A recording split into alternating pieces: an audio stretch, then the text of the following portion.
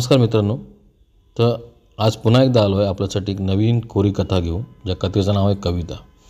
मी प्रतिलिपीवर लिहिलेल्या कथेमधील ही एक खूप जास्त वाचली गेलेली कथा आहे. गेला चांगला प्रतिसाद मिळाला. त्या कथेचं नाव आहे कविता. चला आपण या कथेचा आस्वाद घेऊया. माझे बालपण चाळीतल्या मध्यमवर्गीय कुटुंबात गेले. परिस्थिती तशी बेताचीच, पण त्यातही समाधान होते. मुळात तिथे जगण्याचा आनंदच वेगळा होता. तिथे आम्ही सगळेच गुण्यागोविंदाने राहत होतो. त्या गरिबीतही ती जिवंत माणुसकी आणि एकमेकांच्या सुखात दुःखात सरसकट धावून जाण्याचा दिलाचा मोठेपणा त्या गरीब मध्यमवर्गीयांच्या चाळीतच दिसतो. ती मजा त्या श्रीमंत फ्लॅटकरांच्या स्वार्थी सहवासात लाभत नाही. तिथे प्रत्येकाची गोष्ट वेगळी, पण सगळेच एकमेकात गुरफटलेले. तिथे एकट्याचा आनंदमय नसतोच. तिथे एकाचा आनंद सगळे मिळून साजरा करतात आणि दुःखाच्या प्रसंगालाही मोठ्या मनाने वाटून घेतात. अशा चार संस्कृतीचा मी भाग होतो याचा मला अभिमान आहे. आमच्या चाळीत शेट्टी म्हणून कुटुंब राहत होते. भास्कर शेट्टी, त्यांची पत्नी इंदू, या दोघांना मी मामामामी म्हणत असे. त्यांना 2 मुले होती. मोठी मुलगी कविता आणि लहान मुलगा संतोष. भास्कर मामा जरी दक्षिण भारतीय असले तरी त्यांच्या इंदूमामींबरोबर प्रेमविवाह झाला होता. म्हणून त्यांची मातृभाषा जरी दाक्षिणात्य असली तरी मुलांचे शिक्षण आणि घरात बोलली जाणारी भाषा म्हणजे मराठीच होती. भास्कर मामा पूर्वी एका नामवंत कंपनीत सुपरवायझर होते. त्यांचा तेव्हा भलताच रुबाब होता. चांगला पगार, मालकांचा त्यांच्यावर असलेला विश्वास आणि याहीपेक्षा महत्त्वाचे त्यांचे वाटेल तेवढे कष्ट करण्याची तयारी, यामुळे त्यांचे चांगले दिवस आले होते. पण त्यांच्या त्या चांगल्या दिवसांना जणू कोणाची तरी नजर लागली. भास्करमामांची कधी कधी दारू पिण्याची सवय आता भयंकर वाढत गेली होती. त्यांना ते व्यसनच जडले होते. ते इतके पिऊ लागले की रस्त्यात पडू लागले, मामींना मारू लागले. कामाचा त्यांनी राजीनामा देऊन टाकला होता. एक चांगले सुखवस्तू कुटुंब आता देशोधडीला लागले होते. घर चालवण्यासाठी मामी आता लोकांकडे घरकाम करू लागल्या. लहान भाऊ संतोषचे शिक्षण व्हावे यासाठी कविताने आपल्या शिक्षणाला रामराम ठोकला. तिनेही एका ठिकाणी जवळच पूर्णवेळ घरकाम शोधले व ती काम करू लागली. ते एक गुजराती दाम्पत्य होते. त्यांना 3 वर्षाची लहान मुलगी होती. तिला सांभाळणे, घरची सगळी कामे करणे आणि तिथेच राहणे असे तिच्या कामाचे स्वरूप होते. ती हफ्त्यातून एकदा घरी येत असे. तिथली माणसंही चांगली होती, म्हणून तिचेही तिथे बऱ्यापैकी मन रमू लागले होते. मी तिला कविताताई म्हणत असे. त्यावेळी मी 10वीची परीक्षा देऊन जवळच्या एका कारखान्यात सुट्टीत कामाला जात असे. तेवढ्याच पुढच्या शिक्षणाला हातभार म्हणून सकाळी 8ला निघे आणि संध्याकाळी 6ला परत येत असे. त्या दिवशी संध्याकाळी घरी आलो पाहतो तर काय, चाळीत भलतीच गर्दी दिसत होती. मला नक्की काय चाललं आहे याचे कुतूहल होते. मी गर्दीतून वाट काढत पुढे सरकत होतो. कोणाच्या तरी रडण्याचा आवाज येत होता. आवाज ओळखीचा होता. मी कसाबसा माझ्या दारात पोचलो. घरी विचारल्यावर हे कळले. ते ऐकून माझ्या कानावर विश्वासच बसला नाही. माझी आजी म्हणाली, ती आपल्या इंदूची कविता, भास्करची लेक, कामाला जायची तिथल्या बिल्डिंगवरून पडली आणि वारली बिचारी. मी क्षणभर स्तंभित झालो. कविता ताईचा हसरा चेहरा माझ्या नजरेसमोर तरळला आणि काळजात चर झाले. आपोआपच डोळ्यात अश्रू आले. त्याचबरोबर मनात अनेक प्रश्न उभे झाले. मी सुद्धा तिच्या अंत्ययात्रेत सहभागी झालो. तिचे शेवटचे दर्शन घेतले. डोक्याला जबर दुखापत होऊन अतिरक्तस्रावाने मृत्यू झाल्याकारणे फक्त चेहऱ्याचा भाग गज पाहण्याजोगा ठेवण्यात आला होता. भास्कर मामांच्या दुःखात आमची सगळी चाळच हेलावून गेली होती. सांत्वन कोणाचे करायचे हाच मोठा प्रश्न होता. इंदू मामींकडे तर पाहवत नव्हते. उमेदीत असलेल्या मुलीचा आधार असा अचानक निघून जाणे म्हणजे केवढा मोठा आघात होता. जिथे मुलांनी आईवडिलांचे अंत्यदर्शन घ्यायचे, तिथे आईवडिलांना जेव्हा आपल्या कोवळ्या तरुण मुलांच्या मृतदेहाला सामोरे जावे लागणे, हा नियतीचा केवढा मोठा आणि क्रूर अन्याय होता. संध्याकाळी 8:30 दरम्यान कविताताईच्या मृतदेहावर अति शोकाकुल वातावरणात अंत्यसंस्कार करण्यात आले. पण तिच्या अशा अकस्मात जाण्याने नव्या प्रश्नांना व गावगप्पांना उधाण आले. तर्कवितर्क उफावून येऊ लागले. कोणी म्हणे आत्महत्या केली, कोणी म्हणे पाय घसरून तिचा तोल जाऊन पडली, कोणी म्हणे टेन्शन होते, कोणी म्हणे विपरीतच दिसते सगळं. पण मला ठाऊक आहे, कविताताई काही धडपड घेणाऱ्यांपैकी नव्हती. त्यातही मूर्खासारखी जीव देणाऱ्यांपैकी तर मुळीच नव्हती. ती होती एकदम बिनधास्त, अगदी आत्मविश्वासाचा खजिनाच तर ती होती. तरी नेमके घडले काय हे एक प्रश्नचिन्हच अजून कायम होते. पण त्याहीपेक्षा मोठे होते तिचे हे असे अकस्मात हे जग सोडून जाणे. मृत्यूनंतरच्या सोपस्कारांना आता सुरुवात झाली होती. रोज त्यांच्याकडे माणसे येत होती, सांत्वन करण्यासाठी, धीर देण्यासाठी. इंदुमतीची अवस्था रडून रडून अगदी विदारक झाली होती. भास्करराव मात्र अगदी शांतच झाले होते. संतोषच कशीबशी परिस्थिती हाताळत होता. बघता बघता 12 दिवस लोटले. 12 दिवसांनी श्राद्धकर्म करण्यासाठी कविताताईच्या मैत्रिणी, त्यांचे सगळे सोयरे त्यांच्या घरी जमू लागले. मामा जरी दाक्षिणात्य असले तरी श्राद्धकर्म दाक्षिणात्य पद्धतीनेच करावे, पण कुंभारक्रियासुद्धा करावी असा मामींचा हट्ट होता. त्यानुसार ती प्रक्रिया करणाऱ्या माणसांना आवाहन करण्यात आले. आमच्यासाठी हा प्रकार नवीनच होता. आम्ही सदर प्रकार पाहण्यासाठी जाऊन बसलो. त्या लोकांकडे त्यांचे वेगळे असे वाद्य होते, जे वाजवून ते मृत व्यक्तींना त्यांच्या नातेवाईकांच्या नावे आवाहन करत होते. त्या वाद्याला डाक म्हणतात.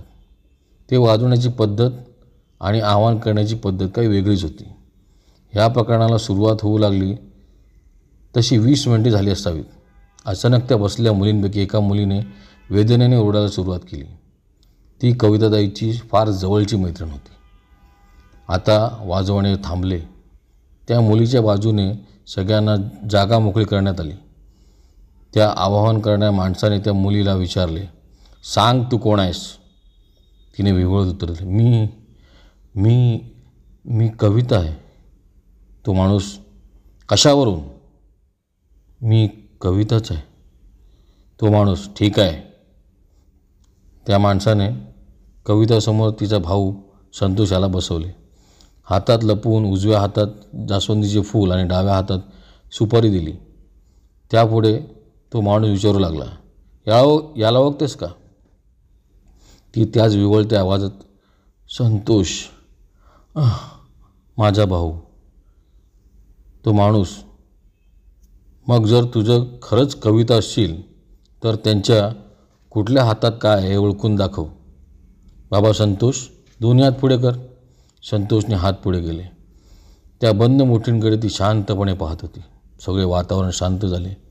आम्हा सगळ्यांचे लक्ष आता तिच्यावर होते. तिने हलकेच आपल्या उजव्या हाताने बोट उचलले आणि संतोषच्या उजव्या हातावर ठेवत, याच्यात फूल आहे. मग डाव्या हातावर बोट ठेवत, यात सुपारी आहे. त्या माणसाने संतोषला दोन्ही हातांच्या मुठी उघडण्यास सांगितले. बाबा संतोष, उघड बरं, दाखव ती बोलते ते बरोबर आहे का? संतोषने हलकेच मुठी उघडल्या. तिचे वचन सत्य होते. त्यावर तिचे बसलेल्या मैत्रिणी आणि इंदुमामींनी रडू कोसळले. त्या माणसाने कवितेचा पाठपुरावा करण्यासाठी प्रत्येक नातेवाईकाकडे, मैत्रिणीकडे बोट दाखवून त्यांची ओळख मान्य करून घेतल्यानंतर कवितेला तिच्या नातेवाईकांसमवेत पण महत्त्वाचे बोलण्याची मुभा दिली. तिने पहिला आपल्या आईशी बोलण्याची इच्छा व्यक्त करताच मामीने हंबरडाच फोडला. त्याने रडता रडता तिला विचारले, कविता असं का केलंस तू? तुझ्याशिवाय आता आम्ही कसं जगायचं? कुणाकडे बघायचं पोरी? माझी बाय, का गेलीस तू आम्हाला सोडून? आता कविताने जे उत्तर विवत वेदनेतून दिले ते ऐकून तिथे बसल्या प्रत्येकाचे डोकेच चक्रावून गेले. आणि कविता म्हणाली, आई, मी तुझी शपथ स्वतःहून जीव नाही दिला ग. मला जीव देण्यासाठी भाग पाडले. आता त्या कुंभारक्रिया करणाऱ्या माणसाचे चौकस प्रश्न केला, कोणी जीव देण्यासाठी भाग पाडले? बिनगोर सत्य सांग, बोल, तुला कोणाचे भय नाही. आणि कविता बोलू लागली, मी कामाला जायचे त्या बिल्डिंगमध्ये खालच्या 2 मजल्यावर हॉस्पिटल आहे. नवरात्रीच्या दुसऱ्या दिवशी मी तयार होऊन मैत्रिणींबरोबर गरब्याला गेले होते. परत येता येता रात्रीचे 12:30 वाजले होते. मी बिल्डिंगमध्ये लिफ्ट जेव्हा आले तर लिफ्ट बंद होती. मग काय करणार? 6व्या मजल्यापर्यंत जिन्याने चालत जाणे भाग पडले. मी भराभर जिना चढून वर गेले तर तिथल्या 3ऱ्या मजल्यावर अंधारात एक बाई सफेद साडी घातलेली आणि जिन्यावर बसलेली मला दिसली. मला बघून तिने माझ्याकडे हसली. मला खूप घाबरल्यासारखे झाले, पण मी तरी जिना चढत वर गेले. तिला मागून पाहणे माझ्यात ताकद नव्हती. ती मला मागून आवाज देतच होती, पण तरी मी तिला वळून पाहिले नाही. मी कशीबशी 6व्या मजल्यापर्यंत धावत पळत वर गेले आणि मीना भाभीला आवाज दिला, मीना भाभी दार उघडा, मीना भाभी दार उघडा. जोरजोरात बेल वाजवली. तेव्हा कुठे मीना भाभीने दरवाजा उघडला. मी खूप घाबरले होते, पण त्या दिवसानंतर ती बाई मला सगळीकडे दिसायला लागली. बघून विचित्र असायची. मी खूप प्रयत्न केला की कोणाला सांगावे, पण नंतर मला कळले की ती माझ्याशिवाय कोणाला दिसत नाही. आता तर माझी भीती फारच वाढली होती. तिचं नाव भावना आहे. आमच्याच बिल्डिंगमधल्या हॉस्पिटलमध्ये ती 3ऱ्या बाळंतपणासाठी आली होती. आधीच्या 2 मुली होत्या म्हणून नवऱ्याने बजावले होते, जर 3री मुलगी झाली तर मी तुला सोडून देईन. 3ऱ्यांदा पण मुलगीच झाली म्हणून तिने त्याच बिल्डिंगच्या टेरेसवर उडी मारून जीव दिला. आई, हे तिने मला त्या टेरेसवर कपडे सुकत घालताना सांगितले आणि मी कपडे सुकत घालत असताना मला टेरेसवरून खाली ढकलून दिले. मी जोरात आपटले, आई. तिथे पडताच माझा जीव गेला ग. माझ्या डोक्याला खूप लागलंय. माझा हात मोडला ग. माझ्या पाठीत खूप दुखतंय ग. मला खूप दुखतंय. खूप वेदना अजून जाणवते ग. मी कोणावर नाराज नाही. हा माझ्या कमनशिबी नशिबाचा भाग होता. पण आता माझ्यासाठी आई तू रडू नकोस, कारण त्याप्रमाणेच मलाही त्रास होईल. पप्पा ऐकताय ना? आता जरा कमी प्या. आता आईला तुमचाच आधार आहे. संतोष तू खूप शिक, मोठा हो. आई पप्पाला बघ, त्यांना कधी टाकू नको. त्यांना सुखात ठेव. मला आता जावं लागेल आई. माझ्यामुळे जर कोण दुखावलं असेल तर मला माफ करा, असे म्हणत तिने मैत्रिणीचे शरीर सोडले.